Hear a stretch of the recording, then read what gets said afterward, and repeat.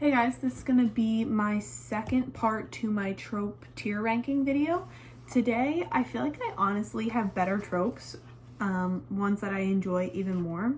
So it should be a good time. I'm doing the same tiers: actively avoid, could do without, don't really care, it depends, actively search for, and my faves. And this time, I think I have like 20 tropes instead of 28. Okay, so we can just dive right in. Single dad. I'm gonna say could do without. Some are good, but actually no. I'm gonna put it in don't really care because I'm not searching for it, but I'm also like, if you tell me a book is single dad trope, I'm not gonna like not read it for that reason. Age gap, it depends on the age gap, to be honest. Like 3 years, 4 years, that's fine.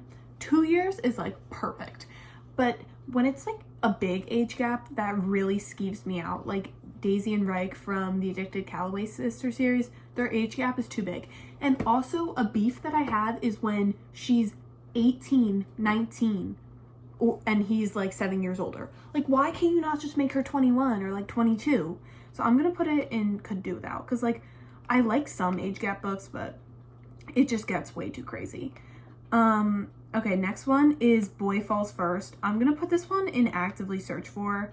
I love a good boy falls first, especially when the girl doesn't know that he fell first. Like, she's kind of being dumb, but everyone else knows. I love that trope. Friends to Lovers, my faves. I love a good Friends to Lovers book. I'm so team Friends to Lovers over Enemies to Lovers. Enemies to Lovers I'm putting in don't really care, because some of them are good. Some of them are really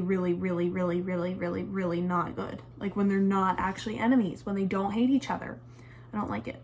I'm not a huge fantasy reader. I know that's where Enemies to Lovers thrives, so I can't speak to that experience, but the ones that I have read, I just didn't like that much. So maybe I'm gonna put it in could do without. No, I'm gonna keep it in don't really care, because there are some ones that I like. Insta Love, I'm putting in could do without. Actually, no, I'm gonna put in actively avoid, because I get so bored. I get so bored, guys. Academic rivals to lovers.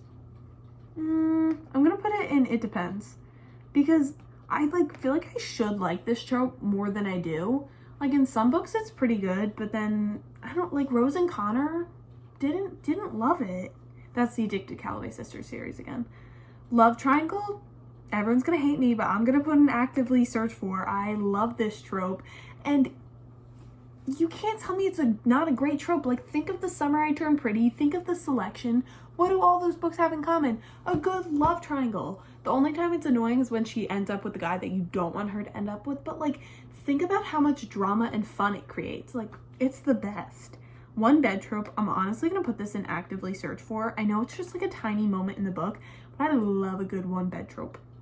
Miscommunication, could do without. And the only reason it's not actively avoid is because every single book has miscommunication. Like 60% of the books I read have miscommunication trope. Like, you cannot avoid it. Forbidden love, it depends. In some of it, it's like, in some books it's really good, and then in others it's just like okay, but I like it overall. Second chance, it depends. Again, in some it's really good, in some it's not that great, but second chance I usually like, because it usually goes with childhood best friends lovers, and that's one of my favorite tropes. So fake dating, I'm gonna put in it depends. If you asked me like 6 months ago, I probably would have said actively search for, but I just feel like there's so many fake dating books where the reason why they're fake dating makes no sense. Like, you need to think out why they're fake dating.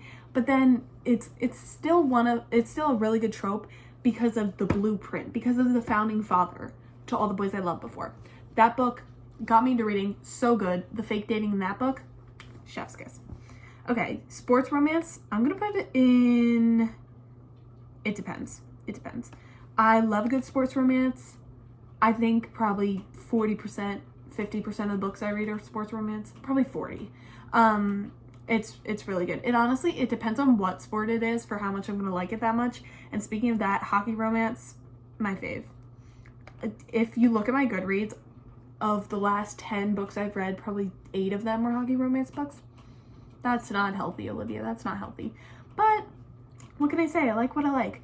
Football romance, actively look for. I love a good football romance.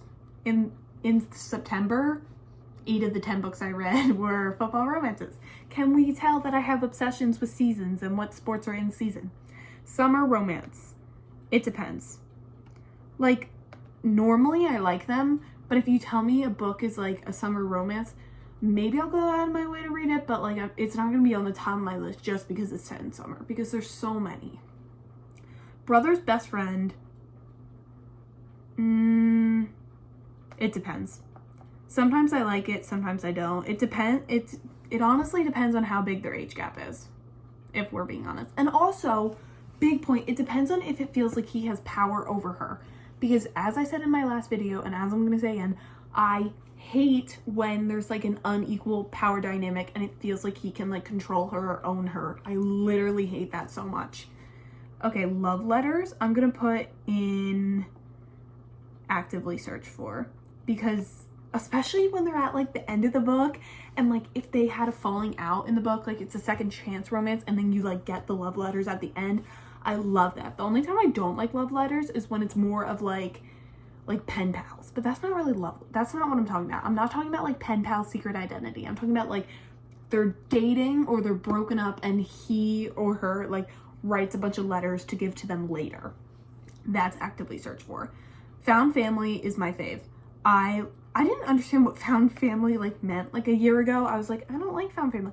Yes, I do. That's literally my second favorite trope, because all series have like a found family. It's just like finding a friend group. It's the best. Figure skater and hockey player, come on, it's gotta be my faves. Like, Unsteady is so good. The only one that I didn't like, which everyone loves, Icebreaker, I was not about it. I think it's because it was like 90% smut, 10% plot, but other hockey player and figure skater romances that I read, so good. And I've actually watched TikToks where like people in real life, hockey players and figure skaters, hate each other because they both like mess up the ice, but I'm not someone who could like skate if my life depended on it, so I just love reading about it. So these are me ranking more book tropes